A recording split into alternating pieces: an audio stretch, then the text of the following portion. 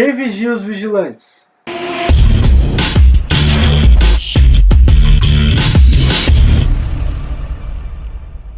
John Stuart Mill, um filósofo inglês do século XIX, foi um grande expoente da ideia de que devemos ser livres para expressar o que pensamos. Em seu livro intitulado Sobre a Liberdade, ele fala sobre a censura. Se a opinião é certa, aquele foi privado de trocar o erro pela verdade.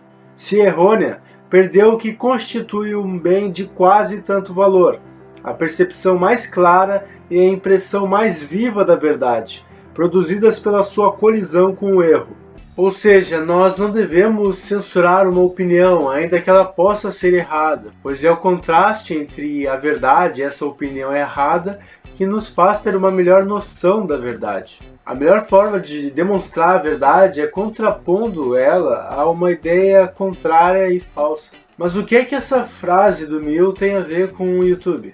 Bom, é que as coisas no YouTube estão mudando de uma forma polêmica. Isso porque o YouTube postou no seu blog oficial que ele vai limitar o acesso daqueles vídeos que ele considerar extremista, mesmo que não violem objetivamente os termos e políticas do seu site. A notícia deriva da tentativa do YouTube de combater o terrorismo, algo que já ocorre faz um bom tempo, dificultando a ascensão de conteúdos que façam alguma apologia ao terror na sua rede social. O YouTube tem conseguido atingir essa meta com relativo sucesso, se utilizando da sua tecnologia de inteligência artificial para monitorar e encontrar esses conteúdos relacionados à extrema violência ou ao terrorismo. Sim, a inteligência artificial também pode errar na detecção desses conteúdos que o YouTube possa considerar impróprios. E talvez o recente caso do bloqueio da conta do professor Jordan Peterson, que ficou famoso por se recusar a utilizar pronomes de gênero neutro, tenha sido um desses casos. Porém, e quando o bloqueio não é um erro da máquina, mas sim algo intencional. É o que está acontecendo agora. O YouTube está numa saga não apenas para combater o terrorismo, mas para relativizar a liberdade de expressão que deu voz a muitas pessoas neste site e de certa forma impulsionou essa rede social ao sucesso. Isso porque, de acordo com a sua postagem em seu blog, os vídeos atingidos perderão a monetização, deixarão de aparecer entre os vídeos recomendados e não poderão mais receber comentários e curtidas. Em outras palavras, esses vídeos estarão jogados no limbo do YouTube, de modo que suas existências sequer sejam notadas. Os criadores desses vídeos, vendo que não terão retorno algum, serão então desencorajados a publicá-los, sendo coagidos a não falarem contra a moral do YouTube. Entretanto, não é tão simples dizer que o que o YouTube está fazendo é censura. Isso por dois motivos. A censura é a impossibilidade prévia de você publicar e divulgar uma ideia. E o YouTube não está impossibilitando a publicação e divulgação, ele apenas está limitando o alcance do conteúdo na sua própria plataforma. O outro motivo é que o YouTube, mesmo com a nossa percepção de que seja algo público, ainda assim é uma empresa privada. E como tal, ele tem o direito, então, de fazer suas próprias regras internas. Claro, isso não desqualifica as críticas que nós, usuários, podemos fazer aos sites e aos rumos que ele está tomando. Mas e quanto à pergunta que eu fiz no começo do vídeo? Afinal, quem vigia os vigilantes? Os parceiros institucionais e, portanto, vigilantes que estão acompanhando o YouTube nessa saga são pelo menos 3. No Hate Speech Movement, uma ONG que visa combater o discurso de ódio na internet. Institute for Strategic Dialogue, uma organização londrina contra o extremismo e o ódio. E por último, a Anti-Defamation League, que seria uma instituição que visa combater a difamação, especialmente contra judeus. O interessante de destacar essas instituições é definir uma certa tendência política na definição do que pode ou não sofrer as sanções do YouTube. A primeira instituição, No Hate Speech Movement, toma como conteúdo de ódio críticas contra o islamismo e também acredita que o presidente dos Estados Unidos, Donald Trump, deveria ser banido do Twitter por discurso de ódio. A segunda instituição, o Institute for Strategic Dialogue, é coordenada junto ao governo da Suíça, o mesmo governo que, entre tantas polêmicas, bloqueou cerca de 14 mil usuários no Twitter por discurso de ódio, incluindo o youtuber mais famoso, o PewDiePie, que o trabalho dele é basicamente fazer vídeos jogando videogame.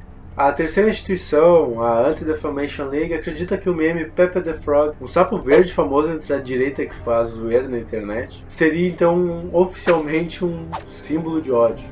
Então eu te pergunto, será mesmo que os censores do YouTube são confiáveis?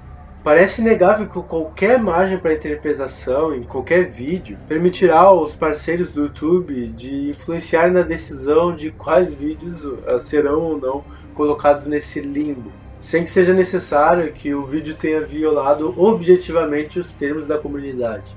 Isso pode atingir desde um vídeo que não agrada a moral desses vigilantes até, sei lá, um vídeo de gatinhos que contém algum som ou imagem duvidosa. É difícil ter uma ideia do impacto que essa decisão terá no YouTube, porque quando um vídeo sofrer com isso, a gente simplesmente não vai ficar sabendo. Nós não teremos acesso a ele, nós simplesmente não saberemos se o YouTube está fazendo um trabalho de censura justificado. E como vimos, dado o perfil político e ideológico dos parceiros do YouTube que vão pesquisar e então ajudar a definir quem vai para o limbo ou não, provavelmente o grande público que vai sofrer com isso é o público de direita conservadora na internet em geral. Como o YouTube mesmo diz, essa medida se aplicará a conteúdo religioso e controverso ou supremacista. E a gente sabe que é comum que intolerância religiosa e supremacia política sejam coisas relativas, geralmente associadas a uma direita política. Tanto nos Estados Unidos quanto na Europa, especialmente em países com crise de refugiados atualmente. A inteligência artificial que joga os vídeos no limbo não é de todo confiável. O próprio YouTube reconhece isso e visa aplicar melhorias. Entretanto, o quão confiáveis podem ser os parceiros do YouTube que estão nessa empreitada, quando a gente claramente percebe uma tendência político-ideológica? Afinal, quem vigia os vigilantes? A resposta é simples: somos nós, usuários e parceiros dessa rede social. E a melhor forma de lidar com esse problema é fazendo uso da liberdade de expressão para você, para mim, para todos dizermos o que nós pensamos do que está acontecendo. Liberdade de expressão, esse princípio que fundou nossas sociedades seculares e humanistas, mas que de alguma forma está sendo cada vez mais pisado nos dias de hoje. É estranho que os homens admitissem a validade dos argumentos a favor da livre discussão, mas objetassem que eles são levados ao extremo, não vendo que, se as razões não são boas num caso extremo, não são boas em caso nenhum.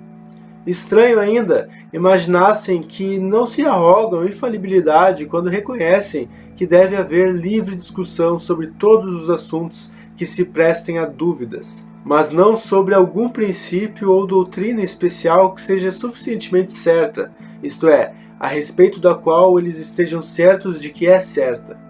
Chamar de certa alguma proposição enquanto haja alguém que, se fosse permitido, negaria, mas a quem tal não se permite, é presumir que nós, e os que conosco concordam, somos juízes da certeza, e juízes que dispensam a audiência da outra parte. John Stuart Mill sobre a liberdade. Legal que esse tipo de assunto nos faz perguntar sobre quais são as nossas opções caso a liberdade de expressão seja realmente pisada no YouTube. Tem um vídeo num canal chamado Computing Science que traz uma proposta muito interessante, defendendo que a tecnologia blockchain irá salvar a liberdade de expressão na internet. A ideia é basicamente que com essa tecnologia nós vamos poder descentralizar o nosso conteúdo na internet, né?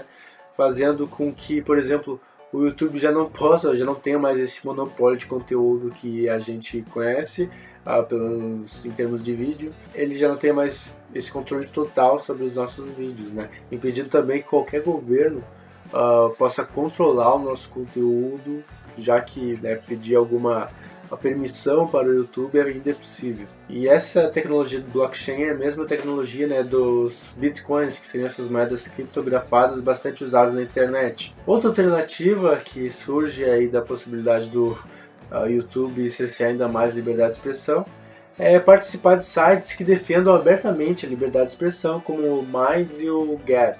Eu vou deixar aqui na descrição meus perfis nessas redes sociais, caso você queira conhecer. Então é isso, pessoal. Eu sou Alisson Augusto, eu sou estudante de filosofia e esse vídeo não é necessariamente sobre filosofia. E eu espero vocês no próximo episódio. Até lá!